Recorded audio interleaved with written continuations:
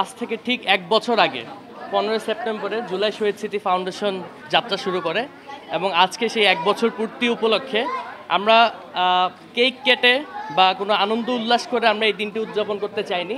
তার জন্য আমরা আজকের থেকে পুনর্বাসন যে কার্যক্রম সেই কার্যক্রম শুরু করার মাধ্যমে আমাদের 1 বছরের যে যাত্রাটি সেটি উদযাপন করছি। এবং আজকে আপনারা দেখেছেন যে আমরা একজন আহত ব্যক্তিকে আমরা তার পুনর্বাসন করানোর জন্য আমরা স্টেপ শুরু করেছি এবং এই একজনের মাধ্যমে আমাদের পুনর্বাসন কার্যক্রম সেটি আজকে থেকে অফিসিয়ালি শুরু হচ্ছে। আমাদের সম্মানিত প্রধান নির্বাহী কর্মকর্তা এখানে আসেন, আমরা ওনার থেকে শুনবো। তার আগে আমি আরও কিছু ডিটেলস আপনাদেরকে দিয়ে দিতে চাই। সেটি হলো জুলাই শহীদ স্মৃতি ফাউন্ডেশন থেকে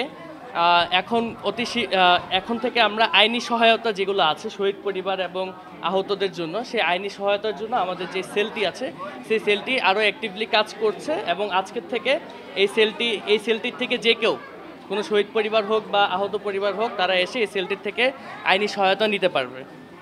আমাদের যেই রায়ের বাজারের যেই অজ্ঞাতনামা আমাদের শহীদ ভাইরা শুয়ে রয়েছে, যাদের পরিচয় এখন পর্যন্ত আমরা নিশ্চিত হতে পারিনি, দীর্ঘ আইনি প্রক্রিয়ার পরে আমরা আশাবাদী যে অতি শীঘ্রই রায়ের বাজারে যে অজ্ঞাতনামা কবরগুলো আছে সেগুলো শনাক্তকরণের কাজ খুব শীঘ্রই শুরু হবে এবং জুলাই শহীদ স্মৃতি ফাউন্ডেশন এই কার্যক্রমের সাথে সরাসরি যুক্ত হবে।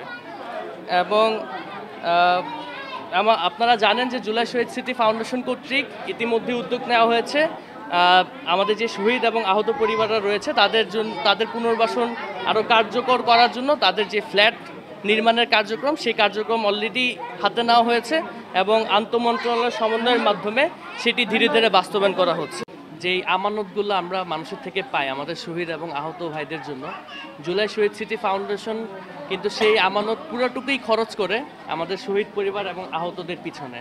আমাদের যে অফিস এক্সপেন্সেস থেকে শুরু করে যাবতীয় আর যা খরচ আছে সেটি আমরা বাইরের অন্য কোথাও থেকে আমরা সেটা ম্যানেজ করি বা জোগাড় করি, কিন্তু যারা আমাদের ফাউন্ডেশনে ডোনেশন করে পুরো টাকাটাই এই শহীদ এবং আহতদের পিছনে খরচ করা হয়। আর আপনাদের মাধ্যমে আমরা সবার কাছে একটা আবেদন করতে চাই, সেটি হলো যে আমাদেরকে ফান্ড দিয়ে সহযোগিতা করবেন, আমরা তত দ্রুত এই জুলাই শহীদ এবং আহত পরিবারদের পাশে দাঁড়িয়ে তাদের পুনর্বাসন সম্পূর্ণভাবে নিশ্চিত করতে পারবো।